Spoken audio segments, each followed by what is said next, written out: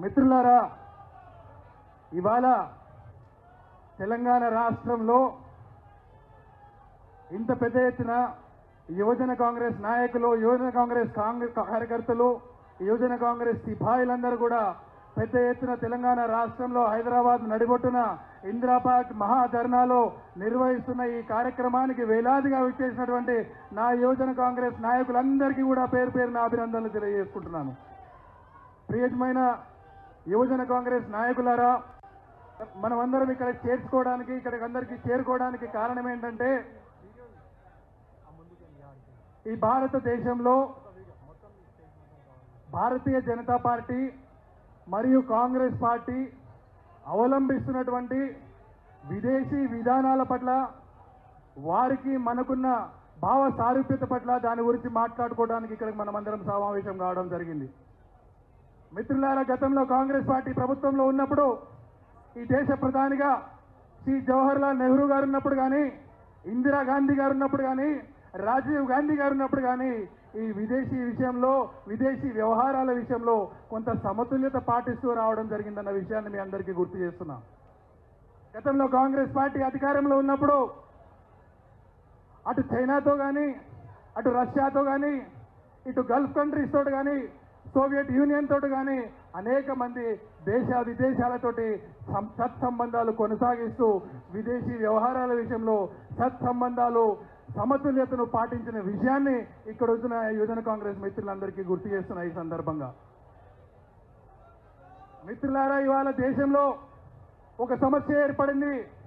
Bharatiya Janata party అధికారంలోకి వచ్చిన మరుక్షణం నుంచి ఈ దేశంలో విభజన రాజకీయాలకి తెరలేపడం జరిగింది. ఈ దేశంలో ఎంత విభజన చేస్తున్నారంటే, ఈ దేశ ప్రజలందరినీ కూడా మతం పేరు మీద, కులం పేరు మీద, ప్రాంతం పేరు మీద, వర్ణం పేరు మీద, వర్గం పేరు మీద రకరకాలుగా విభజించి ప్రజల దృష్టిని మళ్లించే ప్రయత్నం చేస్తూ ఉన్నారు. ఈ దేశంలో ఉన్న యువకులందరినీ కూడా విజ్ఞానం వైపు మళ్లించకుండా అంధ విశ్వాసాల వైపు నడిపిస్తూ, ఈ దేశంలో విజ్ఞానం కంటే ముఖ్యం విశ్వాసాలే అనే విధంగా ఇవాళ భారతీయ జనతా పార్టీ చేస్తున్న విషయాన్ని మీ అందరూ కూడా ప్రజల్లోకి తీసుకెళ్లాల్సిన అవసరం ఉంది అని చెప్తున్నా. ఒకవైపు భారతీయ జనతా పార్టీ కులాల వారిగా, మతాల వారిగా, ప్రాంతాల వారిగా దేశాన్ని, ప్రజలను విభజిస్తుంటే, మన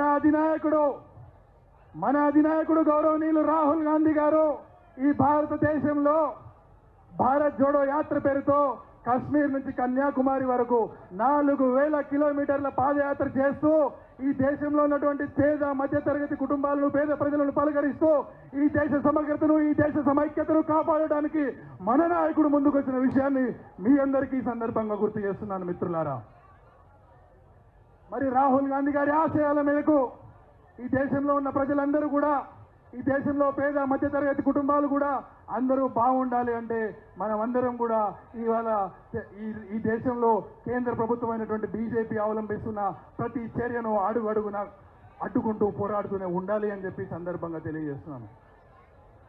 చివరిగా మిత్రులారా, యువజన కాంగ్రెస్ మిత్రులందరికీ ఒకటే నా సందేశం ఏంటంటే, మాజీ యువజన కాంగ్రెస్ అధ్యక్షుడిగా మీ అందరికీ చెప్తున్నాను, ప్రజాస్వామ్యంలో పోరాటం చేయడం అనేది మన అందరి యొక్క ప్రాథమిక హక్కు. అది మనకు డాక్టర్ బిఆర్ అంబేద్కర్ గారు కల్పించిన రాజ్యాంగంలో ప్రాథమిక హక్కు అని చెప్పి ఈ సందర్భంగా మీ అందరికీ తెలియజేస్తున్నాను. యువ మిత్రులారా, యువకులారా, యువ కాంగ్రెస్ సైనికులారా, ఈ దేశంలో ఉన్నటువంటి కార్మికులు కానీ, కర్షకులు కానీ, మహిళలు కానీ, విద్యార్థులు కానీ, దళిత, బహుజన, గిరిజన మైనారిటీలు కానీ అందరూ కూడా స్వేచ్ఛగా, సమానత్వంతో సమానమైన అవకాశాలు పొందాలంటే ఈ ప్రజా వ్యతిరేక విధానాలని ఎప్పటికప్పుడు ప్రజలలోకి తీసుకెళ్లి ఎండగట్టే బాధ్యతను యువజన కాంగ్రెస్ నాయకులు తీసుకోవాలి అని చెప్పి మరొకసారి మీ అందరికీ తెలియజేస్తూ, ఈ అవకాశం కల్పించిన తెలంగాణ యువజన కాంగ్రెస్ నాయకులందరికీ కూడా పేరు పేరున కృతజ్ఞతలు, అభినందనలు తెలియజేసుకుంటున్నాను, ముగిస్తున్నాను. జై హింద్, జై కాంగ్రెస్.